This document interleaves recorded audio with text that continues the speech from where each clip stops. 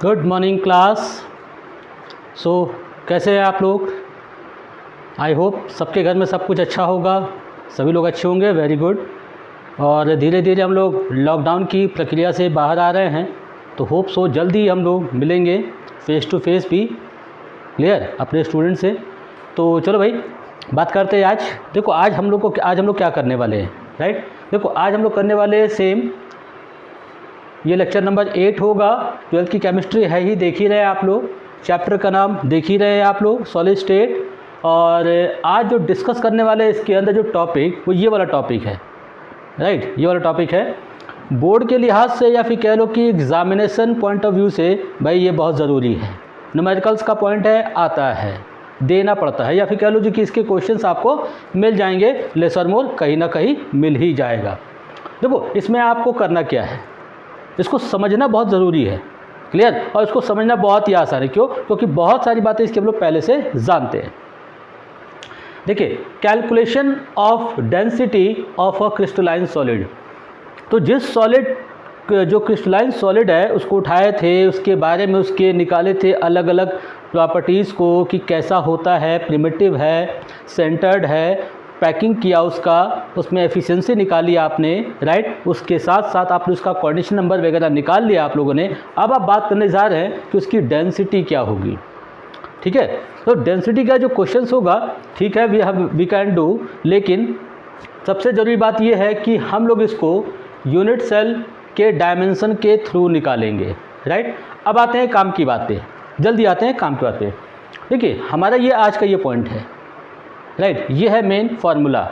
हमको अगर मुझे बताना हो कि भैया एक लाइन क्या याद करो, तो इसको याद कर लो, हमारा काम हो जाएगा। हमको कोई ज़रूरत नहीं इतना ज़्यादा पढ़ाने की, मेरा काम हो गया, राइट। क्यों? क्योंकि यही वो फार्मूला है जिसकी मदद से हम लोग इसके डायमेंशन या कह लो कि इसके डेंसिटी की बात करने वाले हैं, ठीक है। और इस फार्मूले में ये जो देख रहे हो, इसको रो कहते हैं, दैट इज़ कॉल्ड डेंसिटी। ये आपका number of atom per unit cell, क्योंकि number of atom per unit cell तो जानते ही हैं कि प्रिमिटिव है, बीसीसी है, एफसीसी है, ये सारे आ जाते हैं। एम उसका मोलर मास, एटम होगा तो atomic mass. An Avogadro number है, फिक्स है, क्लियर है। ए जो है एज लेंथ होगी, ये क्लियर, एज लेंथ होगी। लेकिन क्या है कि इसको निकालते कैसे, एक आइडिया हमारे पास होना चाहिए, एक आइडिया हमारे पास होना चाहिए। तो कैलकुलेशन के लिए हम लोग क्या करते हैं, इसकी एक छोटे से डायग्राम की हेल्प लेते हैं। Look at that, we all knows कि जो डायग्राम बनाते हैं हम लोग यूनिट सेल के लिए, यूनिट सेल का डायग्राम जब बनाते हैं हम लोग, कोई सा ही ले लीजिए आप, ये रहा आपका यूनिट सेल, राइट। और इसमें ये पॉइंट इसकी एज लेंथ हो गई, ये क्या हो गया इसका एज लेंथ, जिसे हम लोग बहुत पहले से जान चुके हैं कि ए से इसे डिनोट किया जाएगा, क्लियर, ए से इसे डिनोट किया जाएगा। चूँकि ये डिस्टेंस बहुत छोटी होती है, इसलिए इसको हम लोग किस में यूज़ करते हैं, एन पी को मीटर में यूज़ करते हैं। इसे कन्वर्ट कर लेंगे जैसी रिक्वायरमेंट होगी। अब आपको देखिए भाई ये यूनिट सेल है, तो इसकी कंडीशन ये हो गई कि ये आपका हो सकता है कि सिंपल क्यूबिक हो, या फिर हो सकता है कि ये एफसीसी हो, या फिर हो सकता है कि ये आपका क्या हो, बीसीसी हो, डजंट मैटर। एफसीसी होगा तो जेड इक्वल टू कितना है, 4 है। ये एससी होगा तो जेड इक्वल टू 1, और बीसीसी है तो जेड इक्वल टू 2। ये तो जानते ही हैं कि number of atom per unit cell, right. अब देखिए इसको आप कैलकुलेट कैसे करेंगे, कैलकुलेशन कैसे निकाला जाएगा इसका, राइट। कोई सा भी क्रिस्टल हो, कोई सा भी यूनिट सेल हो, क्लियर, कोई सा भी यूनिट सेल हो, कोई सा भी क्रिस्टल हो, उसमें number of atom per unit cell की बाद में बात करेंगे। लेकिन आप तो जानते हैं कि डेंसिटी निकालने का जो सबसे सिंपलेस्ट फॉर्मूला है, mass upon density, sorry mass upon volume, clear. और अगर डेंसिटी ऑफ यूनिट सेल निकालना है मुझे, क्लियर, कुछ नहीं है तो mass of unit cell, clear, and volume of unit cell,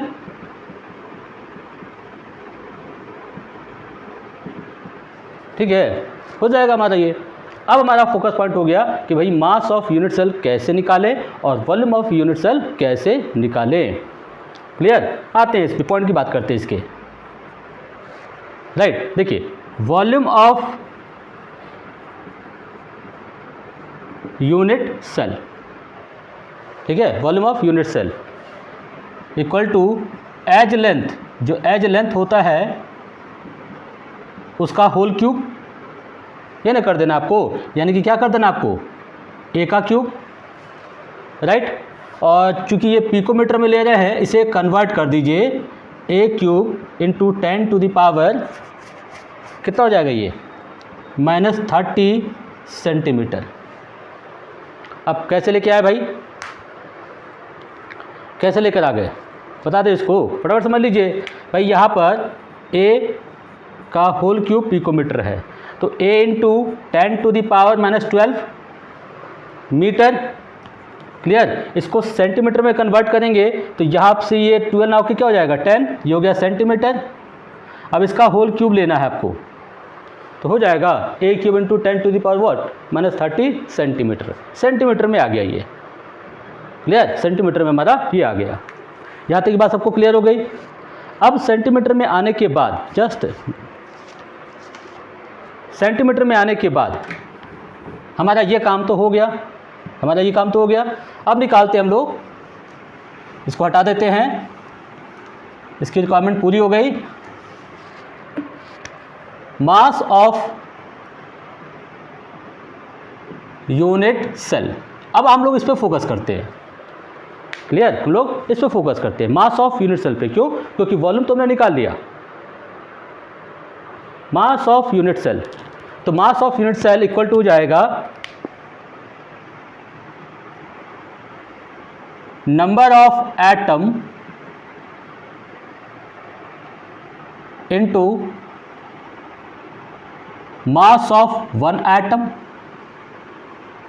ये ना हो जाएगा, देख लीजिए भैया, इसमें अगर 2 एटम है तो 2 गुणे मास ऑफ 1 एटम, एक एटम का मास कितना है निकाल लीजिए। ये ना कॉन्सेप्ट है, तो हमारा ये कॉन्सेप्ट तो आ गया। राइट है सुन में। अब देखिए नंबर ऑफ एटम के लिए ये तो हो गया Z।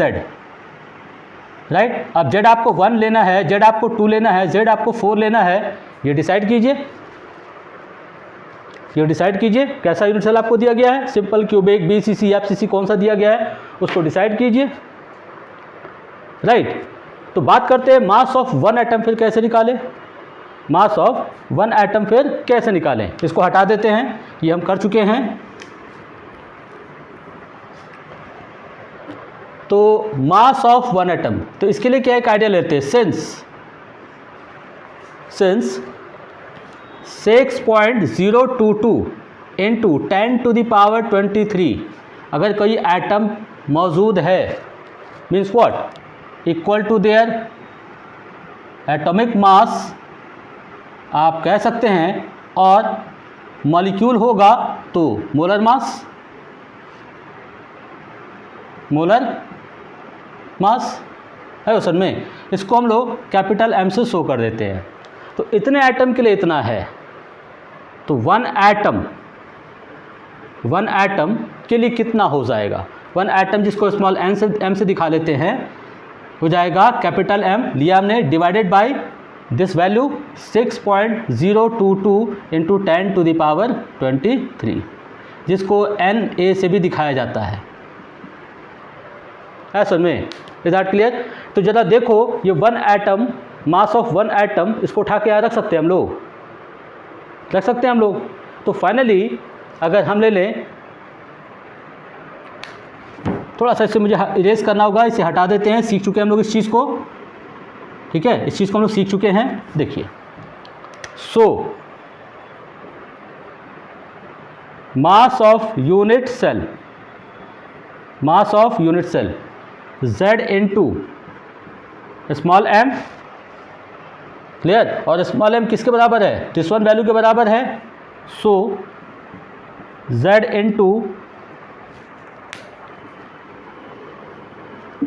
Into capital M upon NA। Is that clear? So you can say finally, इसको जरा हटा देते हैं, यहाँ पर आप देख सकते हैं आप लोग, बस यहाँ से हटा के इसको पुटअप कर दीजिए, मिल गया आंसर आपको। ठीक है, पुटअप कर दीजिए, आंसर मिल गया आपको। तो यहाँ पर कर देंगे फाइनली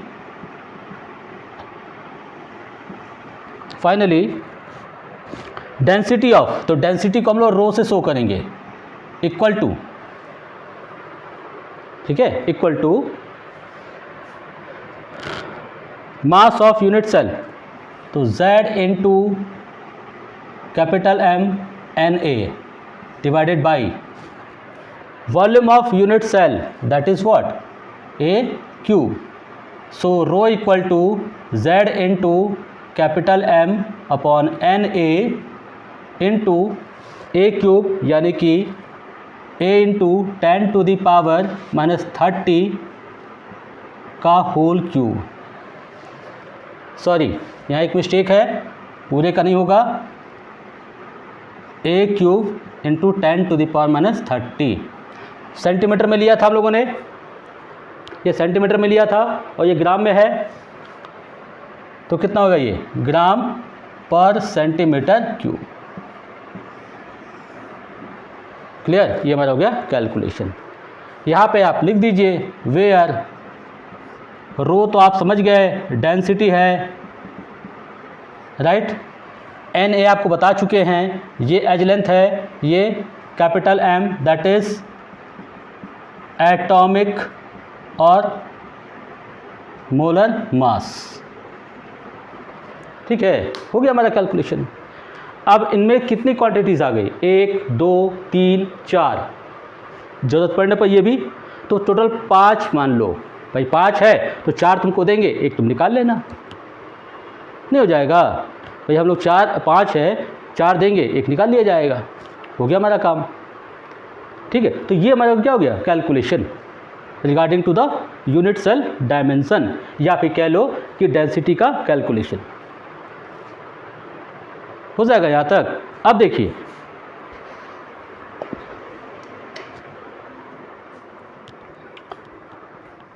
अब आप देखिए इसके जस्ट बाद,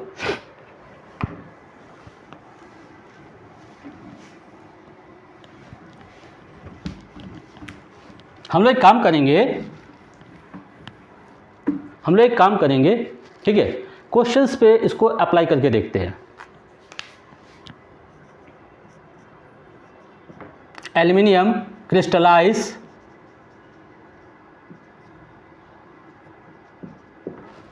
clear, crystallize in FCC unit cell, clear, and its edge length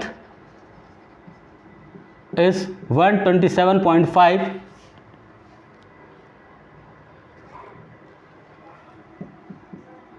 then find density of the unit cell, right. इस पे ज़्यादा समय क्यों लिया जाए, तुरंत निकाला जाए, नहीं निकल जाएगा। अब देखते हैं हम लोग को कैसे इसको निकालना है। हाँ, गिवन जरूर है कि एल्युमिनियम का जो एटॉमिक मास है वो 27 यूनिफाइड होता है, ये हमको पता होना चाहिए, राइट। तो जब इसके सॉल्यूशन की तरफ बढ़ेंगे हम लोग, राइट, तो solution part is quite easy. पहले देख लेते हैं कि गिवन क्या है इसमें। तो गिवन आपका क्या क्या इसमें है मौजूद, ठीक है। गिवन में आप देख सकते हैं क्या कि एक तो आपको दिया है FCC, तो Z = 4 हो जाएगा।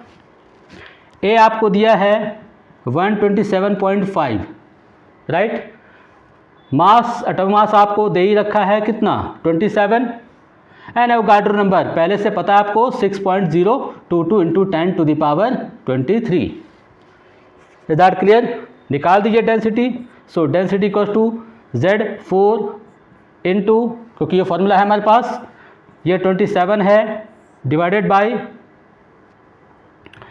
एवोगाड्रो नंबर 6.022 × 10⁻23 इंटू ये कितना है 127.5 का whole cube into 10 to the power minus 30, right. अब इसे हमें सॉल्व करना होगा। तो यहाँ थोड़ा सा कैलकुलेशन क्या है कि मान सकते हैं हम लोग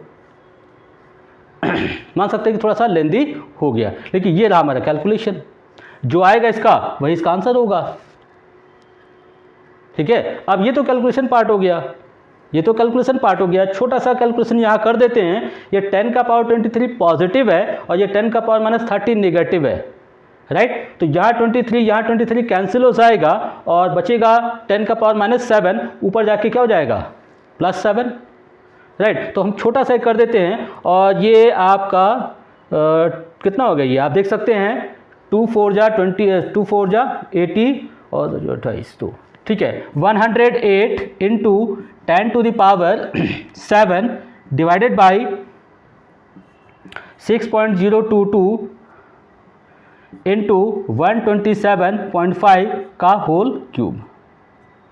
अब आप निकाल लीजिए, समझ में। तो इस तरह से आप क्वेश्चन को सॉल्व कर सकते हैं, क्लियर। इस तरह से आप क्वेश्चन को क्या सॉल्व कर सकते हैं। इसी बेस पर एक छोटा सा क्वेश्चन और हम पलट के देते हैं, क्लियर। एक छोटा सा क्वेश्चन हम इसको पलट के देते हैं। ऐसा में कैसे बनाना है इसको, अब हम कैसे पलट के दे रहे क्वेश्चंस को देखिए, और इसको हाँ देखिए हम कैसे इस क्वेश्चन को पलट के दे रहे हैं। इसको हटा देते हैं, राइट, और यहाँ पे क्वेश्चन को भी हटा देते हैं, क्लियर। क्वेश्चन को ध्यान से सुनिएगा, हम बोलते जा रहे हैं, ध्यान सुनिएगा। An element crystallize in FCC unit cell, clear, comma, its 300 gram sample contains, ठीक है, contains 2 into 10 to the power 22 atoms,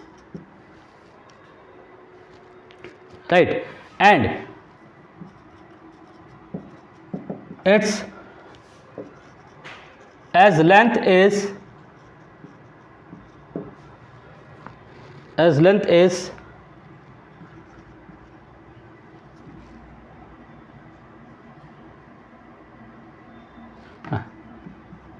80 picometer, then find density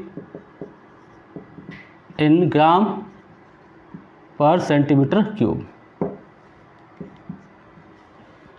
देख रहे आप लोग, क्वेश्चन को पलट दिए, सब कहानी इधर उधर कर दिए, क्लियर, सब कहानी इधर उधर कर दिए। अब आप पे ला दिए भैया तुम बना के दिखाओ,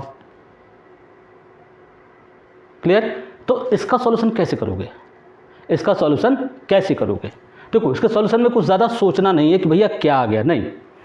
यहाँ पर सॉल्यूशन जब आप करोगे इसका, जब इसका सॉल्यूशन आप करोगे तो क्या क्या गिवन है। तो an element crystallize in FCC unit cell, तो FCC है, तो FCC है तो Z कितना हो गया इसका 4।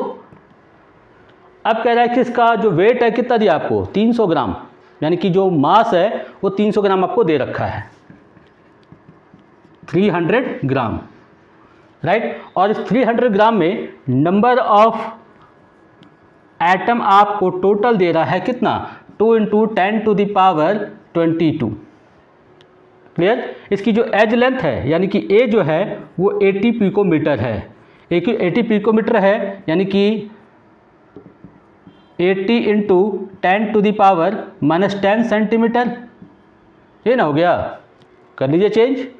तो आपके पास Z आ गया, M आ गया, नंबर ऑफ एटम आ गया और A आ गया। लेकिन प्रॉब्लम ये है कि मास ऑफ एटम निकालना पड़ेगा 1 एटम का।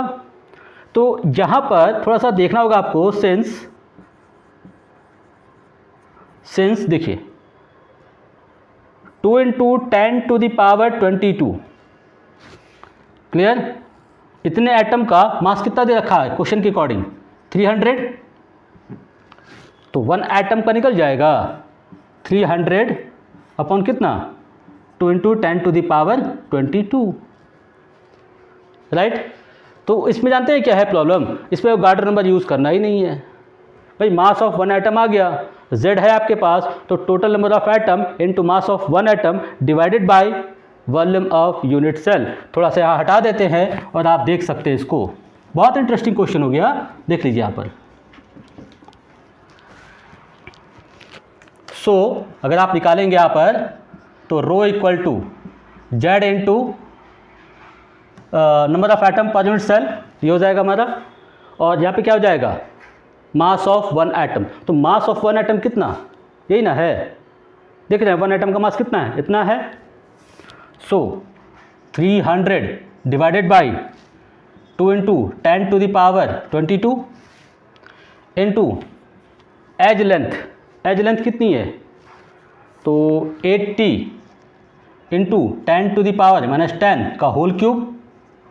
थोड़ा इसको एक्सपेंड कर लेते हैं हम लोग, एक्सपेंड कर देते हैं, तो Z equal to 4 into 300 divided by 2 × 10⁻22 into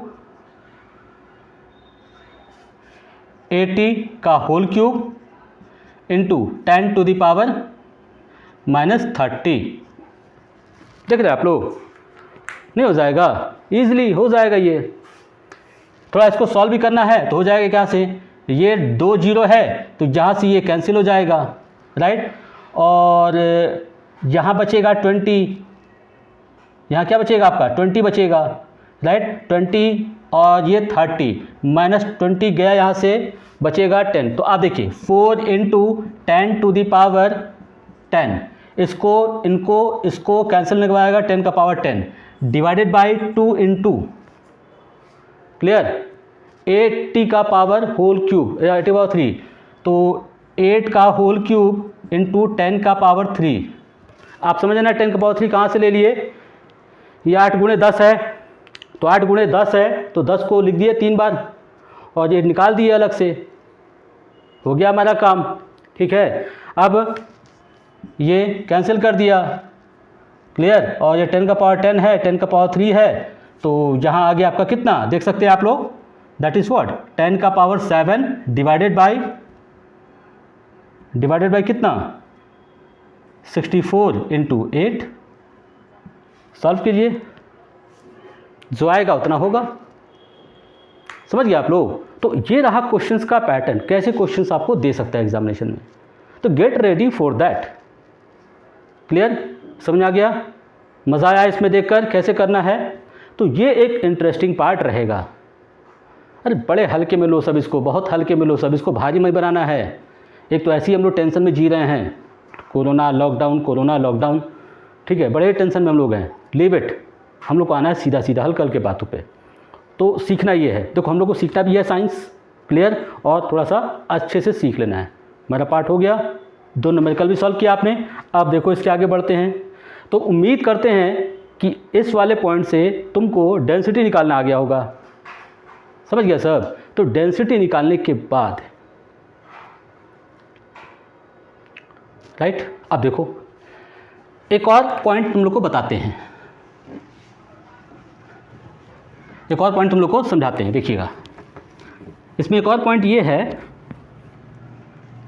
एक टर्म आता है, बहुत ही फेमस टर्म, जिसका नाम है radius ratio. Clear, radius ratio. अब ये क्या है भाई, रेडियस उसका भी रेशियो, ठीक है, रेडियस और उसका भी रेशियो। तो किसका रेशियो, ये बात बहुत सुनने में बहुत लगता है कि ये क्या है, बड़ा आसान सा है क्या ये, लेकिन नहीं, इस पर थोड़ा सा पॉइंट ऐसा है जो समझना है। और एग्जामिनेशन पॉइंट ऑफ व्यू से ये इंपॉर्टेंट तो है ही, और ये स्टूडेंट को समझ में नहीं आता है। क्लियर, वो उसको याद कर लेता है कि रेडियस रेशियो मतलब radius of the cation to the radius of the anion, याद कर लेता है वो डेटा, राइट। तो डेटा भैया एग्ज़ाम के समय तक याद रहा तब ना, या तो तुमने उसको 50 बार रिवाइज कर लिया है, भूलते ही नहीं हो, और नहीं भूल जाते हो तो तुमने तरीका डेवलप कर लिया है कि हाँ भूल जाते हैं तो कैसे निकाल दें, है समझ में? क्लियर? तो रेडियस रेशियो के बारे में बात करना है तुम लोग से आज।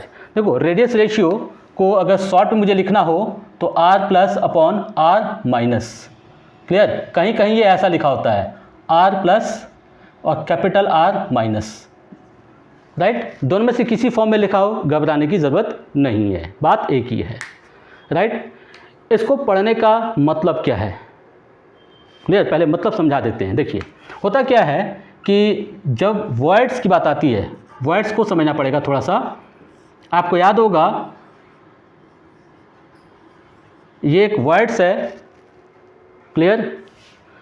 और ये भी एक वर्ड्स है, राइट? ये ए, ये बी और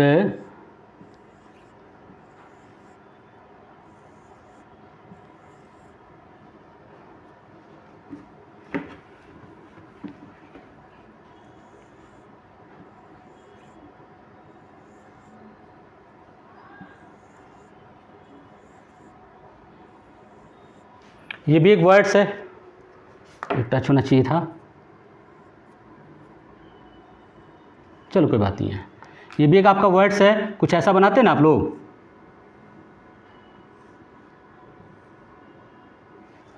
क्लियर?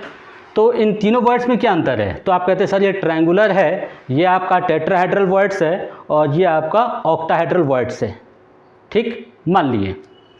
क्लियर? तो आप जानते हैं सर रेडियस रेशियो का यूज़ कब आया दिमाग में?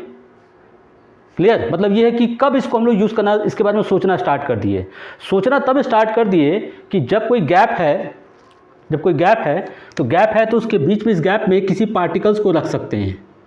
ये ठीक वैसे ही है, ये ठीक वैसे ही है जैसे कि ग्लास ले रहे हैं और ग्लास में, ठीक है, ग्लास में पत्थर बहुत सारा, इतना बड़ा बड़ा पत्थर, इतने बड़े बड़े पत्थर लेके ग्लास में, ठीक है, ट्रांसपेरेंट ग्लास में ऐसे पत्थर डाल देते हैं। जब ग्लास को पूरी तरह पत्थर से भर देते हैं, मतलब इतना कर देते हैं कि अब कोई पत्थर उसमें नहीं डाल सकते हैं, राइट? जब पूछा भाई कि क्या ये भर गया पत्थर से, तो हाँ सर भर गया पत्थर से। लेकिन दूसरा स्टूडेंट उठा और उसी ग्लास में जिस पत्थर से फुल था, भरा हुआ था, थोड़ा सैंड लिया, बालू लिया और उसको लेके ऐसे डाल दिया। बालू जगह बनाएगा ना, बालू जगह भरेगा ही भरेगा, कहाँ? तो कहेंगे सर वो जो खाली जगह रह गया है ना उसी में भर रहा है ये। क्लियर? लेकिन ज़रा सोचो कि बालू जब डाल रहे हैं आप लोग तो उसकी शर्त है ना भाई कि साइज़ छोटा होना चाहिए। अब ऐसा नहीं कि जो बालू डाल रहे हैं उसके एक पार्टिकल का साइज़ तरबूज के बराबर हो, ऐसा तो नहीं, ऐसा नहीं ना होगा भाई कि आप तरबूज के बराबर का बालू का पार्टिकल लाए हैं उसमें डाल रहे हैं। क्लियर? तो ये बात तो तय हो गया कि अगर कोई चीज़ भरी है पहले से पैक्ड हो रखा है और उसमें तुम कुछ डालना चाहते हो तो ये सोच कर डालो कि उस पार्टिकल का साइज़ कुछ वैसा ही हो जहाँ वो गैप हो, या तो उस गैप में फिट हो जाए उतना डालो, या फिर उससे छोटा हो, बड़ा तो जाएगा ही नहीं। ये सुनो, जब ये बात दिमाग में आई ना तब जाके इसका डिस्कशन स्टार्ट हो गया, और ये डिस्कशन तब स्टार्ट हुआ जब वर्ड्स आने शुरू हो गए। क्लियर? तो इसका सीधा सीधा रिलेशन वर्ड से है। और जानते हो इसमें एक टर्म आएगा जिसका नाम होगा radius ratio effect. Radius ratio effect. Clear? ये बड़ा ही क्लियर क्वेश्चन देता है एग्जामिनेशन में कि एक्सप्लेन रेडियस रेशियो इफेक्ट। कुछ खास नहीं भाई, जब कोई चीज़ तुम डालोगे तो उसमें चेंज आएगा, चेंज को बताओगे ना, वही उसका इफेक्ट है। इसमें क्या होता है कि जो वर्ड्स होते हैं, वर्ड्स में पार्टिकल्स को डालने के बाद मॉलिक्यूल की ज्योमेट्री यानी कि उसकी शेप में, ज्योमेट्री में, कोऑर्डिनेशन नंबर में चेंज आता है, इसी को बोला जाता है रेडियस रेशियो इफेक्ट। क्लियर? तो इसका फुल एक्सप्लेनेशन भी करना है हम लोग को, फुल एक्सप्लेनेशन करेंगे इसका हम लोग कब, जब इसको पूरी तरह से डिटेल फॉर्म में देखेंगे तब। आई बात समझ में? तो अब ये पार्ट एक्सप्लेन करने के लिए we will take another lecture, अलग पार्ट में डिस्कस करेंगे हम लोग। तो आज हमने आपको समझा दिया कि भैया डायमेंशन कैसे निकालेंगे, और अगले लेक्चर में आपको समझाएंगे कि रेडियस रेशियो और इसका इम्पैक्ट क्या है। ठीक है? क्लियर? तो चलिए इसको वॉच कीजिएगा आप लोग और देखिएगा इसका क्या है। तब तक के लिए thank you so much, enjoy करो, stay safe, wear mask, keep sanitiser well going outside. भैया बाहर जा रहे हो तो सैनिटाइजर लेके जाओ। क्लियर है? सन में ऐसे लेके ढकने की ज़रूरत नहीं है, लेके जाइए, सेफ़ रहिए। सेफ़ रहिएगा तो बहुत आगे बढ़िएगा। 12th का एग्ज़ामिनेशन कैंसिल हो ही गया है, तो हैप्पी मोमेंट्स है ही बच्चों में। लेकिन सब में तो नहीं कह सकते हैं। एंड होप सो आपके साथ ऐसा ना हो कि आप बोर्ड एग्ज़ाम ना दें, उम्मीद करते हैं। क्लियर? चलिए, बैड लक उनका जो नहीं दे पाए। थैंक यू सो मच, मिलते हैं हम लोग अगले लेक्चर में।